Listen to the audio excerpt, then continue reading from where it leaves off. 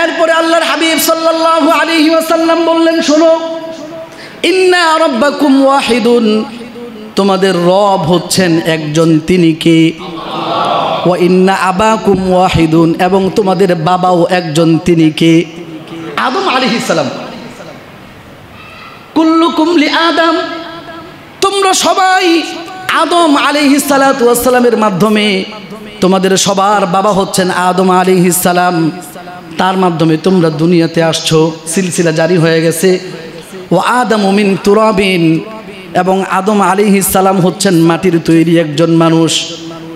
এরপরে আল্লাহ রসুল সাল্লাল্লাহু আলাইহি ওয়াসাল্লাম বলেন, তোমাদের রব যেহেতু একজন, তোমাদের পিতাও যেহেতু একজন, ওই একজন থেকেই তোমাদের সূচনা শুরু হয়ে গেছে। সুতরাং লা ফাদলা লি আরবিয়িন আলা আজমি ইল্লা বিত্তাকওয়া, দুনিয়ার মধ্যে একজন ব্যক্তি আরবের মানুষ হলেই, আরব দেশে জন্মগ্রহণ করেছে বলেই সে আল্লাহর কাছে সম্মানিত হয়ে যাবে না, বরং একজন মানুষ যদি বিদেশের মাটিতেও থাকে, অনারবে সেই মানুষটার জন্ম হয়েছে, আরব দেশে সেই লোকটা জন্মগ্রহণ করে নাই, এই লোকটা বাংলাদেশের মধ্যে জন্মগ্রহণ করেছে, কিন্তু তার মধ্যে তাকওয়া নামক দৌলতটা আছে, নিয়ামতটা আছে। আমার রসুল বলেন, ওই তাকওয়ার মাধ্যমে তুমি আল্লাহ রব্বুল আলামিনের কাছে শ্রেষ্ঠ হয়ে যাবা। আল্লাহর কাছে শ্রেষ্ঠ হওয়ার একটাই পন্থা, সেটা হচ্ছে তাকওয়া। কথা বলেন ঠিক কিনা? এই মাসগুলো হচ্ছে হজের মাস। আল হাজ্জু আশহুরুম মা'লুমাত, হজের মাস নির্ধারিত কয়েকটি, শাওয়াল মাস, জুল কাদা, জুল হিজ্জা। রমজান পরবর্তী যেই মাসটা, ওই মাসটাকে বলা হয় শাওয়াল। এর পরের মাস হলো জুল কাদা, এর পরের মাসটা হচ্ছে জুল হিজ্জা। এরপরে আবার নতুন মাস শুরু, মুহররম থেকে নতুন মাস শুরু। তো এই মাসটা হজের মাস। আল্লাহ রসুল সাল্লাল্লাহু আলাইহি ওয়াসাল্লাম জীবনে কেবলমাত্র একটি হজ করেছেন। 8ম হিজরিতে ফাতহে মক্কা হলো, মক্কা বিজয় হবার পরে 10ম হিজরিতে আল্লাহ রসুল সাল্লাল্লাহু আলাইহি ওয়াসাল্লাম 1 লক্ষ মতান্তরে 1.25 লক্ষ সাহাবায়ে কেরামকে নিয়ে হজ করলেন। আরাফার ময়দানে 9 জিলহজ, আরাফার ময়দানে আল্লাহর হাবিব সাল্লাল্লাহু আলাইহি ওয়াসাল্লাম 1.25 লক্ষ সাহাবায়ে কেরামকে নিয়ে একটা ভাষণ দিলেন, বয়ান করলেন। ওই ভাষণটাকে ঐতিহাসিক ইতিহাস গ্রন্থে, হাদিসের কিতাবে, তারিখের কিতাবে ওই ভাষণটাকে বিদায় হজের ভাষণ বলা হয়, খুতবাতুল ওয়াদা।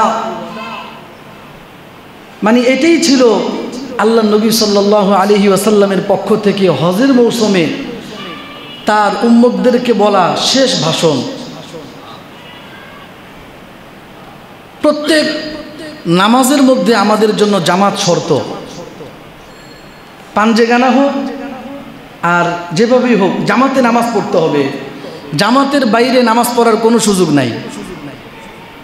কেউ কেউ বলেছেন এটা ফরজে কেফায়া, মানে আসতেই হবে, ফরজে কেফায়া। কিছু মানুষ যদি চলে আসে তাহলে সবার পক্ষ থেকে এই ফরজ দায়িত্ব আদায় হবে। আবার কেউ কেউ বলেছেন এটা ওয়াজিব, জামাতে অংশগ্রহণ করা। এলাকার মুসল্লিরা, মুসলমানেরা 5 ওয়াক্ত নামাজে জামাতের একসাথে যখন নামাজ পড়বে তো একে অপরের সাথে সাক্ষাৎ হবে, জোর মিল মোহাব্বত বাড়বে। সৌহার্দ্য সম্প্রীতি বাড়াবার জন্য আল্লাহ তাআলা উম্মতের উপরে, বান্দাদের উপরে এই নামাজটাকে ওয়াজিব করে দিয়েছেন। তবে আমাদের মতে জামাতে অংশগ্রহণ করাটা হচ্ছে সুন্নতে মুআক্কাদা, মানে গুরুত্বপূর্ণ সুন্নত। এটা হচ্ছে প্রত্যেক দিন 5 ওয়াক্ত নামাজে মুসলমানদের মিলন মেলা। সুবহানাল্লাহ বলেন। এরপরে আল্লাহ তাআলা সপ্তাহে একটা দিন আমাদেরকে আরেকটু ব্যাপকভাবে একত্রিত হওয়ার সুযোগ দিলেন, সেটা হচ্ছে জুমা। যদি আমরা 5 ওয়াক্ত সালাত জুমার মসজিদে জামাতের সাথে আদায় করি তাও সুন্নতে মুআক্কাদা আদায় হবে। আর যদি পাঞ্জেগানা কোনো মসজিদে আদায় করি তখনও সুন্নতে মুআক্কাদা আদায় হবে। মানে এই মসজিদে শুধুমাত্র ওয়াক্তিয়া নামাজ হয়, পাঞ্জেগানা নামাজ, এখানে জুমার নামাজ হয় না। জুমার নামাজ হলে ওই মসজিদকে বলা হয় জামে মসজিদ। আর শুধুমাত্র 5 ওয়াক্ত নামাজ হয় ওই মসজিদটাকে বলা হয় পাঞ্জেগানা, আমাদের পরিভাষায় আর কি।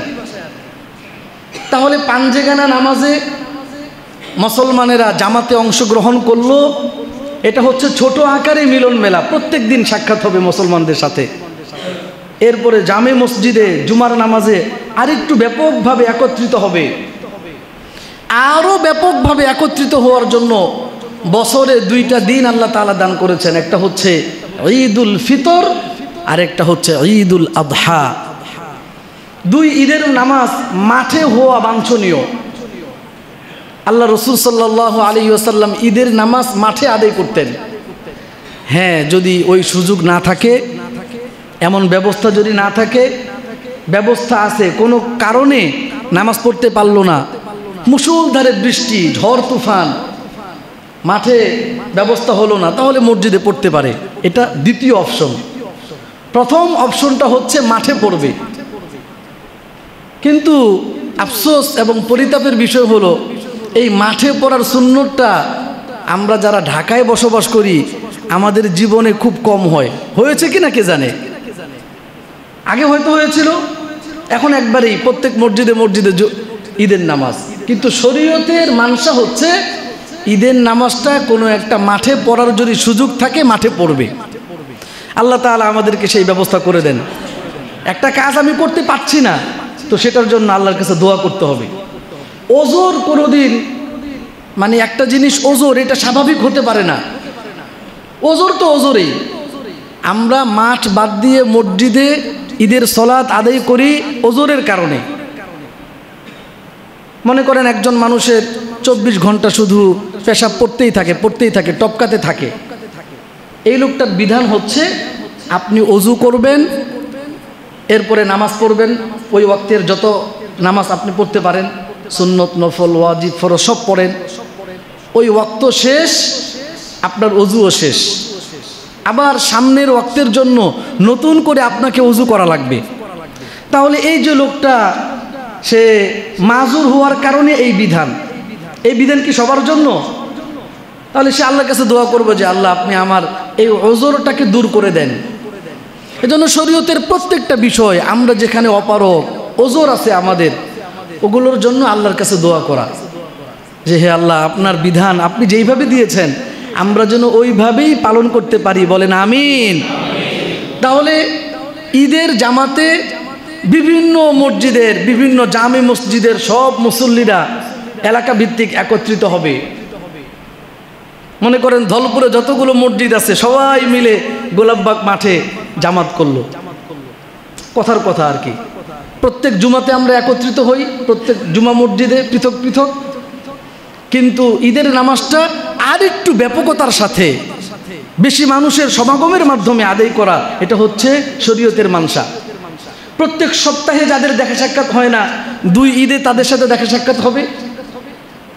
এরপরে আরো বৃহৎ আকারে আল্লাহ তাআলা একটা মিলনের সুযোগ করে দিলেন, সেটা হচ্ছে বাইতুল্লাহ শরীফ। বলেন সুবহানাল্লাহ।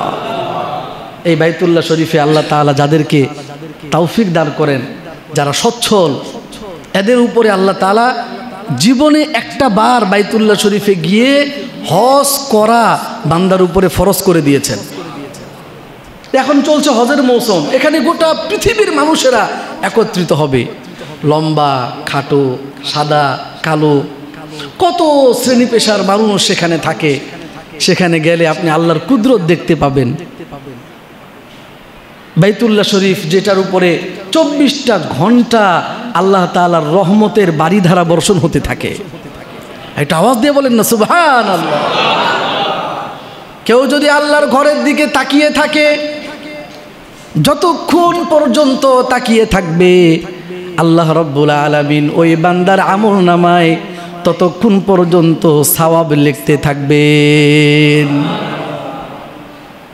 যে লোকটা আউয়ালে নজর সর্বপ্রথম বাইতুল্লাহ শরীফের দিকে তাকালো, বাইতুল্লাহ শরীফের দিকে নজর যাওয়ার সাথে সাথেই নজর না ফিরায়া যে দোয়াটা আল্লাহর কাছে করবে, আল্লাহ রব্বুল আলামিন বান্দার দোয়াটা কবুল করে নেবেন।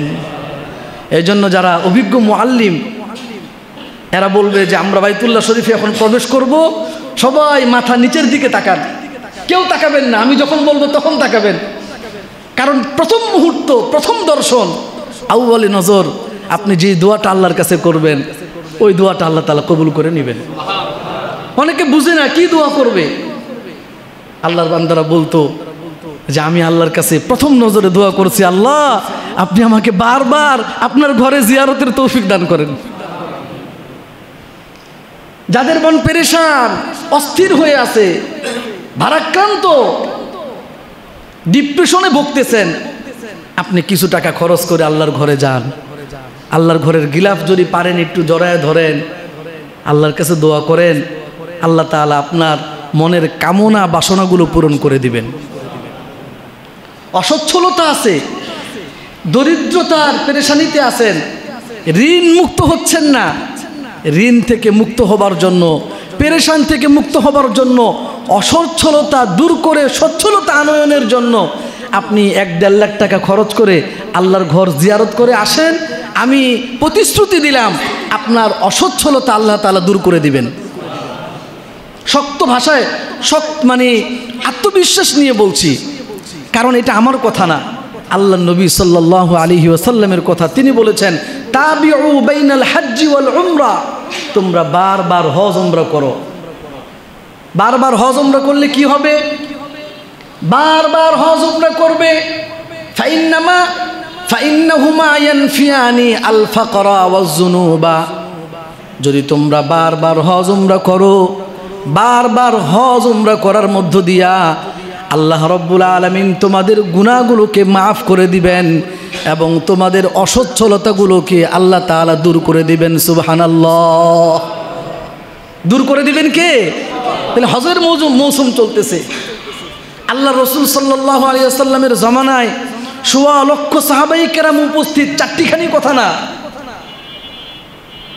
এই তো 10 বছর আগে মুসলমানেরা মক্কার কাফেরদের হাতে জুলুম নির্যাতনের শিকার হয়ে নিজের জন্মভূমি ত্যাগ করে হিজরত করে চলে গিয়েছিলেন মদিনায়। 10 বছরের মাথায় আল্লাহ রব্বুল আলামিন ১৬ লক্ষ সাহাবায়ে কেরামের বিশাল বড় এক সমাগমের ব্যবস্থা করে দিয়েছেন। তাহলে ওই দিনটা ছিল 9 জিলহজ, এর পরের দিনেই ঈদের দিন, আরাফার দিন 9 জিলহজ। দিনটা ছিল শুক্রবারের দিন, জায়গাটা ছিল আরাফাতের ময়দান। আল্লাহ রসুল সাল্লাল্লাহু আলাইহি ওয়াসাল্লাম যেই মানুষগুলোকে সামনে নিয়ে ভাষণ দিলেন, ওই মানুষগুলো হচ্ছে দুনিয়ার মধ্যে সবচাইতে শ্রেষ্ঠ মানুষ। বলেন না সুবহানাল্লাহ। আল্লাহ রসুল সাল্লাল্লাহু আলাইহি ওয়াসাল্লামের যুগটা ছিল সবচাইতে শ্রেষ্ঠ যুগ। আল্লাহ রসুল সাল্লাল্লাহু আলাইহি ওয়াসাল্লামের যুগটা ছিল সবচাইতে জ্ঞানের যুগ। আল্লাহ রসুল সাল্লাল্লাহু আলাইহি ওয়াসাল্লামের যুগটা ছিল সবচাইতে ভালো মানুষদের যুগ। আল্লাহ রসুল সাল্লাল্লাহু আলাইহি ওয়াসাল্লামের যুগটা ছিল আলোর যুগ। আল্লাহ রসুল সাল্লাল্লাহু আলাইহি ওয়াসাল্লামের সামনে যে মানুষগুলো ছিলেন, এরা ছিলেন স্বর্ণের থেকেও দামি মানুষ। আল্লাহ রসুল সাল্লাল্লাহু আলাইহি ওয়াসাল্লামের সময় যে মানুষগুলো ছিলেন, এরা দুনিয়ার মধ্যে সবচাইতে জ্ঞানী মানুষ ছিলেন। এদের মতো জ্ঞানী, এদের মতো ভালো, এদের মতো সচ্চরিত্রের অধিকারী কোনো মানুষ পৃথিবীর বুকে আর আসবে না। কথা বলেন ঠিক কিনা? বলে এখন হচ্ছে জ্ঞান বিজ্ঞানের যুগ। কোন জ্ঞান? এটা মূর্খতার জ্ঞান। ইসলামের বাইরে কোনো জ্ঞান নাই, ইসলামের বাইরে কোনো কি নাই? জ্ঞান নাই। যা আছে সব পশুত্ব, সব পশুত্ব। আল্লাহ রাব্বুল আলামিন মানুষের মধ্যে 2টা সিফত দিয়েছেন, 2টা পাওয়ার দিয়েছেন। একটা সিফত হলো পশুত্বের সিফত, আর একটা হচ্ছে ফেরেশতার সিফত। ফেরেশতারা আল্লাহর নাফরমানি করতে পারে না, এরা করতে পারে না, এরা করে না। আর পশু আল্লাহর নাফরমানি কারে বলে সেটা জানে না, হারাম হালাল সে জানে না, কোনটা বৈধ কোনটা অবৈধ এটা বাস বিচার করার মতো বিবেক বুদ্ধি আল্লাহ রাব্বুল আলামিন তাকে দেন নাই। এই স্বভাবটাও মানুষের মধ্যে আছে যে সে কোনটা হালাল, কোনটা হারাম, কোনটা বৈধ, কোনটা অবৈধ, কোনটা জায়েজ, কোনটা না জায়েজ, সব কিছু এলো পাতারি হজ বরলো করে নিজের জীবন যাপন করতে পারবে। এভাবে চাইলেও সে জীবন যাপন করতে পারে পশুদের মতো। আজ বাহায়েম বাহারাদারি ওয়াজ মালায়েকে নিজে হাম বগুজার আজ হাজ্জে বাহায়েম কাজ মালায়েকে বগুজারিস। একজন কবি বলতেছেন, আল্লাহ রাব্বুল আলামিন তোমার মধ্যে পশুত্বের স্বভাব দিয়েছেন, আবার আল্লাহ তাআলা তোমার মধ্যে ফেরেশতার স্বভাব দিয়েছেন। তুমি যদি পশুত্বের স্বভাবকে ত্যাগ করতে পারো, বর্জন করতে পারো, আমার আল্লাহ তোমার মান মর্যাদা সম্মান ফেরেশতার চাইতেও বাড়ায় দিবেন, ফেরেশতার চাইতেও বাড়ায় দিবেন যখন আমরা পশুত্বের স্বভাবগুলোকে বাদ দিতে পারি। গোটা পৃথিবীতে এখন মানুষদেরকে ওই ফেরেশতার চাইতে দামি হওয়া তো দূরের কথা, কিভাবে পশুত্বের কাতারে নিয়ে আসতে পারে এই একটা ষড়যন্ত্র চলতেছে। গোটা ইসলামী সভ্যতা, ইসলামী জীবন ব্যবস্থা দাঁড়িয়ে আছে পারিবারিক মজবুত ভিত্তির উপরে। ইসলামী সভ্যতা পুরোটার ভিত্তি হচ্ছে মজবুত পারিবারিক বন্ধন। ইসলাম পারিবারিক বন্ধন যেন নষ্ট না হয়, এটা যেন দৃঢ় এবং মজবুত হয়, সেটার জন্য যা করার দরকার সব করছে। বিন্দুমাত্র ফাটল রাখার কোনো সুযোগ নাই, ফাটল রাখে নাই, চিত্র আপনি খুঁজে পাবেন না। পরিবার বন্ধন, পারিবারিক দাম্পত্য জীবন, পারিবারিক বন্ধনের ক্ষেত্রে কিভাবে মজবুত করা যায়, কিভাবে দৃঢ় করা যায়, শক্ত করা যায়, পোক্ত করা যায়। আর আপনি এই পাশ্চাত্য সভ্যতা কিভাবে পরিবার থেকে একবারে টেনে হেসড়ে আপনাকে জঙ্গলের হিংস্র প্রাণী যেগুলো কাপড় চোপড় পরে না, উলঙ্গ অবস্থায় চলাফেরা করে, বিবস্ত্র হয়ে চলাফেরা করে, এখন গোটা পৃথিবীর পাশ্চাত্য মোড়লগুলোই তো গোটা পৃথিবী চালাইতেছে। এরা গোটা মানব সভ্যতাকে এই মানুষের কাতার থেকে পশুর কাতারে নিয়ে যাওয়ার জন্য আদা জল খেয়ে মাঠে নামছে। কথা বলেন ঠিক কিনা? পারিবারিক বন্ধন শেষ, বৈবাহিক ধর্ষণ বের করেছে। আলোচনা না করলে বলে আরে হুজুর শুধু আসমানের উপরের কথা বলে আর জমিনের নিচের কথা বলে, হুজুর দুনিয়া সম্পর্কে কিছু জানে না। কারণ মসজিদের মধ্যে যারা আসে এক শ্রেণী পেশার মানুষ না হার কেসেমের শ্রেণী পেশার মানুষ, এক একজনের এক এক কথা। সবার কথা রক্ষা করা কি সম্ভব? সবার মন জুগাইয়া বয়ান করা কি সম্ভব? যদি আসমানের উপরের আলোচনা আর জমিনের নিচের আলোচনা করি, একদল বলবে আরে হুজুর এগুলো ছাড়া কিচ্ছু বুঝে না, দিন দুনিয়া হুজুরের খবর নাই। আবার যদি দুনিয়ার বিষয়গুলো আমাদের ইমান বিধ্বংসী কি কি জিনিস আছে, আমাদের সমাজকে ধ্বংস করে দিবে এমন কোন কোন জিনিস আছে, এগুলো যদি আপনাদেরকে হাতে কলমে আপনাদেরকে অঙ্গুলি নির্দেশ করে যদি দেখায় না দেই, আপনারা বুঝবেন না। কারণ আমাদের দিন সম্পর্কে চিন্তা করার টাইম নাই, আল্লাহর ইবাদত করার সময় নাই। আমার ইমান চলে যাচ্ছে, আমার পরবর্তী প্রজন্ম ইমান হারা হচ্ছে, এই চিন্তা ভাবনা করার কোনো সময় নাই, সুযোগ নাই। ওই সুযোগ আমার নাই, এত ব্যস্ত। এখন আমরা যে একাট্টা হলাম, একত্রিত হলাম, আমাদের জন্য এটা ইমানের জায়গা, এটা ইবাদতের জায়গা। আমাদের জীবনটা ইমান কেন্দ্রিক। আমাদের জন্য আমাদের ইমানের ক্ষতিকর কোন কোন দিক আছে, আমাদের ইমানকে ধ্বংস করে দিবে কোন কোন বিষয়, এই বিষয়গুলো আমাদের জানার দরকার আছে না নাই? পারিবারিক যে সম্পর্ক আজকে যদি আপনি না বুঝেন, আপনি যদি প্রতিবাদ না করেন, 2 দিন পরে আপনি ফেঁসে যাবেন। সেদিন আফসোস করলেও কাজ হবে না, চোখ দিয়ে পানি বের করবেন, কাজ হবে না। আপনার সন্তান আপনার সামনে নষ্ট হয়ে যাবে, কাজ হবে না। এই তো কয়েকদিন আগে দেখলাম এক মেয়ে তার বাবাকে কুপায়া কুপায়া মারতেছে। প্রথমে বলেছিল যে বাবা তাকে ধর্ষণ করছে, বলেন নাউজুবিল্লাহি মিন যালিক। পরবর্তীতে পুলিশ তদন্ত করে দেখলো না, এই মেয়েটা ছিল লেসবিয়ান। লেসবিয়ান মানে মেয়ের প্রতি আসক্ত, সমকামী। আপনারা জানেন হযরত লূত আলাইহিস সালাতু ওয়াস সালামের সম্প্রদায়কে আল্লাহ রাব্বুল আলামিন এই সমকামিতার কারণে ধ্বংস করে দিয়েছেন। এটা হচ্ছে একটা জাতি ধ্বংস হওয়ার সর্বশেষ পলিসি। সর্বশেষ পদ্ধতি, এরপরে আর কোনো পদ্ধতি নাই। কারণ গোটা পৃথিবীতে এই যে মানব একবারে সূচনা লগ্ন থেকে নিয়ে এখনো পর্যন্ত মানুষ দুনিয়াতে আসতেছে, নারী পুরুষের মাধ্যমে আল্লাহ তাআলা দুনিয়াতে পাঠান। এখন যদি পুরুষ পুরুষের সাথে তার ওই সম্পর্ক গড়ে তোলে, নারী নারীর সাথে সম্পর্ক গড়ে তোলে, তাহলে পুরুষ পুরুষের সাথে সম্পর্ক গড়লে পরে, নারী নারীর সাথে সম্পর্ক গড়লে পরে দুনিয়াতে আর মানুষ আসবে? তো শেষ, তো এভাবেই তো শেষ হয়ে যাবে দুনিয়া। এটাই তো দুনিয়া শেষ হওয়ার চূড়ান্ত পর্ব, এরপরে আর কোনো পর্ব নাই। কিয়ামত এই মানুষদের উপরেই হবে। সুতরাং আমাদের ঘুমালে চলবে না। আজকে মানিক মিয়া এভিনিউ সংসদ ভবনের সামনে আজকে হচ্ছে নারীদের ডাকে, নারীর ডাকে মৈত্রী যাত্রা নাম দিছে নারীবাদীরা। দেখেন, এরা নারীবাদী নারীবাদী বলে, কিন্তু নারীদের পক্ষের কোনো কাজ এরা করে না। নারীত্বই এরা নষ্ট করে দিয়েছে। দেখবেন বেদানা, বেদানা চেনেন না? মানে আনারসকে আমরা এই কি যেমন এটাকে আনারকে আমরা কি বলি? বেদানা বলি। তো বেদানা মানে যার কোনো দানা নাই। আসলে কি দানা নাই?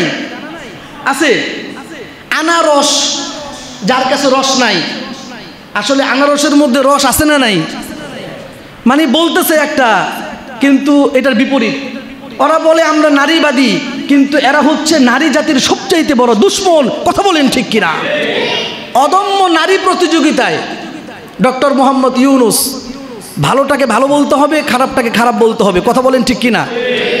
আমাদের যেই মুহূর্তে উনি আমাদের দায়িত্ব গ্রহণ করেছেন, আমার কাছে মনে হয় উনি ছাড়া অন্য কেউ হলে আমরা ঠিক থাকতে পারতাম না। আন্তর্জাতিক পরিমণ্ডলে তার একটা পরিচিতি আছে, সব ঠিক আছে, কিন্তু আমাদের কাছে, বিশেষ করে আমরা মুসলমান, আমাদের কাছে আমাদের মালের চাইতে, আমাদের কাছে আমাদের রাষ্ট্রের চাইতে, আমাদের কাছে আমাদের দেশের চাইতে সবচাইতে বড় সম্পদ হলো ঈমান। কথা বলেন ঠিক কিনা? আমরা সব কিছুতে ছাড় দিতে পারি, কিন্তু ঈমানের ব্যাপারে কারোর সাথে আতাত করতে পারি না, আপোষ করতে পারি না। কথা বলেন ঠিক কিনা? যারা জান্নাত চায় না, জাহান্নাম যারা বানাইতে চায়, তাদের কথা বাদ।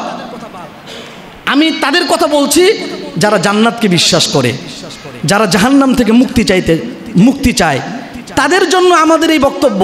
এই মসজিদে তারাই আসছে যারা জান্নাত চায়। কথা বলেন ঠিক কিনা? যারা জান্নাত চায় না, এদের জন্য আমাদের বক্তব্য না। অদম্য নারী নামে একটা পুরস্কার দিয়েছিল, সেখানে এমন একজন ব্যক্তিকে পুরস্কার দিয়েছে যিনি জন্মগতভাবে পুরুষ। তাহলে আপনি লিখলেন অদম্য নারী, নারী কোনো একজনকে পুরস্কার দেন। বাঙালি ভাষায় হচ্ছে নারীর কি আমাদের দেশে ঠাড়া পড়ছিনি? নারী নাই আমাদের দেশে। তো একজন জন্মগতভাবে পুরুষ যে নাকি পরবর্তীতে সার্জারি করে নিজেকে মেয়ে হিসেবে দাবি করতেছে, এমন একজন নারীকে পুরস্কার দেওয়ার অর্থ কি? দাবি করতেছেন অদম্য নারী, আবার জন্মসূত্রে একজন পুরুষকে আপনি অদম্য নারীর প্রতি পুরস্কার দিয়ে দিলেন। তাহলে আপনার কথা আর কাজের মধ্যে গরমিল আছে না নাই? এইভাবে এই যে নারীবাদী বলতেছে, নারীদের সম্মান আল্লাহ তাআলা কোথায় দিয়েছেন? নারীদের চারটা অবস্থান আমরা বলেছিলাম। হয়তো সে কারো বোন মেয়ে হবে, অথবা কারো স্ত্রী হবে, অথবা কারো মা হবে, অথবা কারো বোন হবে। বোন, মেয়ে, স্ত্রী, মা, এই চার পরিচয়ের যে কোনো একটা পরিচয় একজন নারী বেঁচে থাকে দুনিয়াতে। আল্লাহ তাআলা নারীদেরকে দায়িত্ব দেন নাই। যেই পরিমাণ দায়িত্ব ওই পরিমাণ অধিকার। দায়িত্বের চাইতে অধিকার বেশি চাইতে গেলে এটা ন্যায় হয় না, এটা বৈষম্য হয়। কথা বলেন ঠিক কিনা? আমরা আলোচনা করেছি পূর্বে। এইভাবে আজকে তারা সব সমকামীরা একসাথে হবে। যত সমকামী আছে আমাদের দেশে, আজকে সব এই নাফরমানগুলো মানিক মিয়া এভিনিউতে একত্রিত হবে। কেউ যদি এই কথা মনে করে, আমার যুবক সম্প্রদায় তোমরা শুনো, কারণ যারা বৃদ্ধ হয়ে গেছেন, যাদের চুল দাড়ি পেকে গেছে, ওনাদের খবর নাই, তারা তো আলহামদুলিল্লাহ ভালো একটা পরিবেশ পাচ্ছেন। কিন্তু আমরা যারা এখনো পর্যন্ত যুবক, আল্লাহ যদি আমাদেরকে 20 বছর বাঁচায় রাখেন, আগামী 20 বছর কি হবে বাবাজি আপনি জানেন না। ডে বাই ডে, মুহূর্তে মুহূর্তে সময় চেঞ্জ হয়ে যাচ্ছে। কথা বলেন ঠিক কিনা? আমার যুবক ভাইরা, কেউ যদি মনে করে সম অধিকার, সমকামিতার অধিকার বলে যারা দাবি করতেছে, এদের দাবি করাটা ঠিক আছে, এটা তাদের অধিকার, এই দাবি করাটা ঠিক আছে। কেউ যদি সমকামিতার অধিকার চায় যে আমরা পুরুষ পুরুষ সম্পর্ক করব, নারী নারী সম্পর্ক করব, বুঝতেছেন তো সম্পর্ক মানে পুরুষ পুরুষ সম্পর্ক করবে, যেটা স্বামী স্ত্রী যে সম্পর্ক হয় ওই সম্পর্কটা যদি পুরুষ পুরুষ করতে চায়, মহিলা মহিলা করতে চায়, যারা এই দাবি নিজেদের অধিকার চাইতেছে তাদের অধিকার চাওয়ার অধিকার আছে, মানে তারা চাইতে পারে। এইটা যদি আপনি বিশ্বাস করেন ইমানের গণ্ডি থেকে আপনি বের হয়ে যাবেন।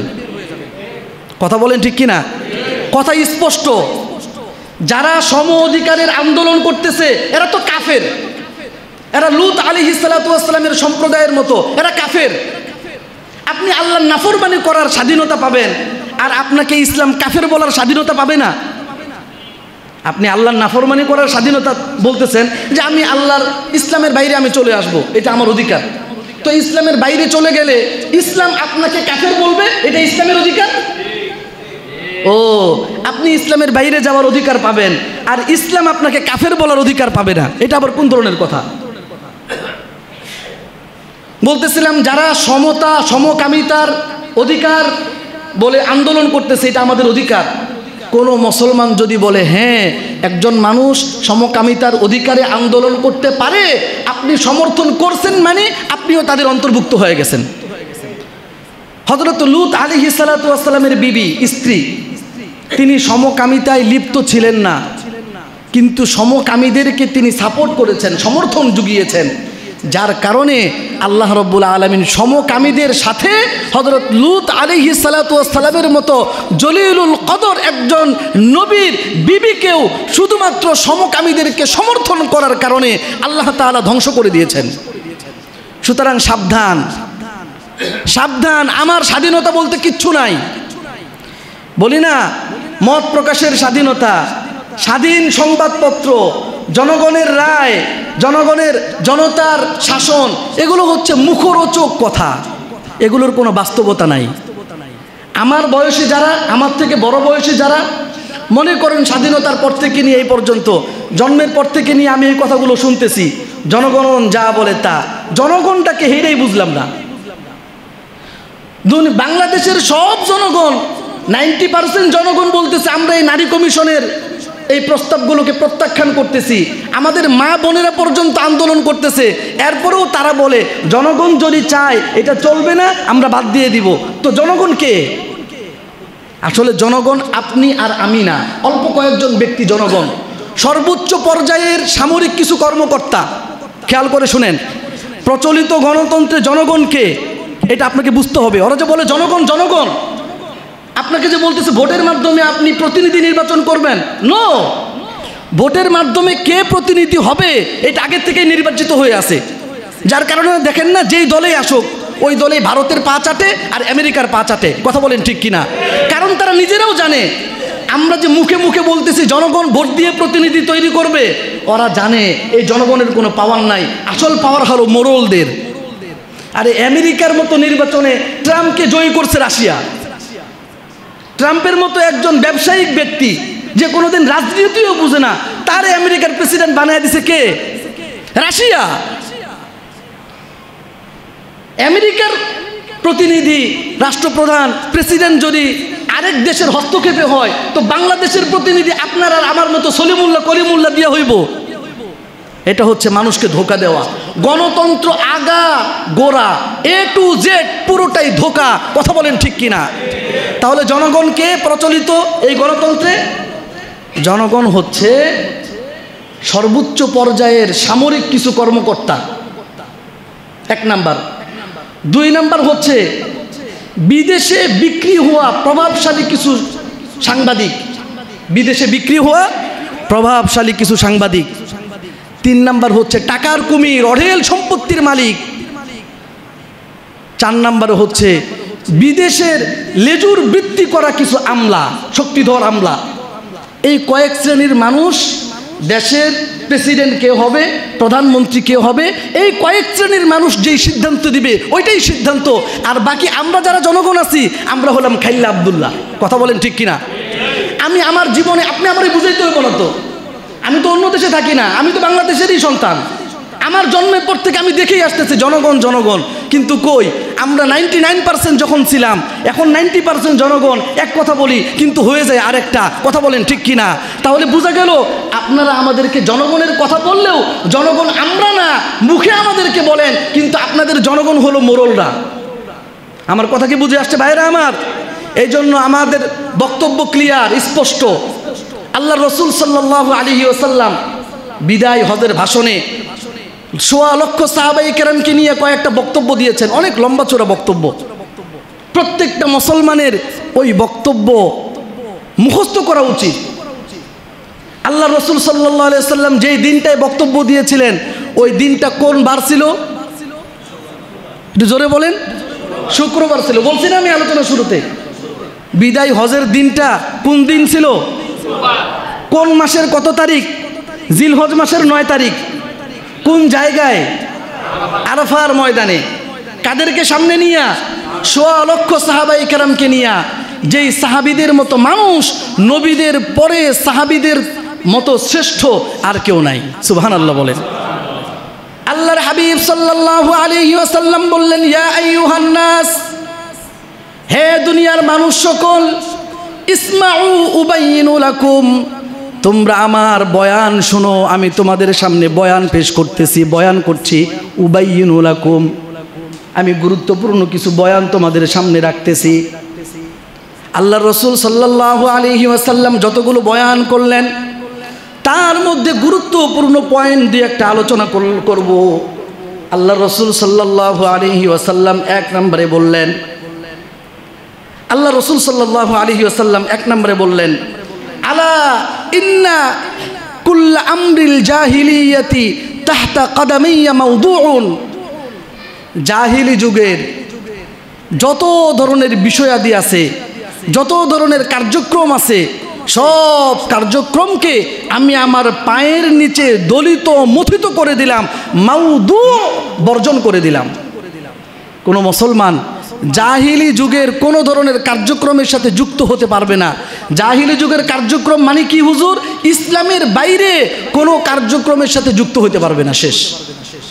জাহিলি যুগ মানে ইসলাম পূর্ব যুগ, ওইটাই জাহিলি যুগ।